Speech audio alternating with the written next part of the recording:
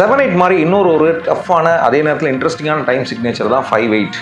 5/8 பொறுத்த வரைக்கும் கர்நாடக இசையில் ரொம்ப உக்கிரமான சிவதாண்டவம் மாதிரியான விஷயத்துக்கு தான் யூஸ் பண்ணிட்டு இருந்தாங்க. ராஜா சாரே வந்து அழகு மலராட தாக்கிட்டா அப்படின்னு வைத்தியை காத்திருந்தாருல, அந்த மாதிரி ஒரு பேட்டர்ன் தான் போட்டிருந்தாரு.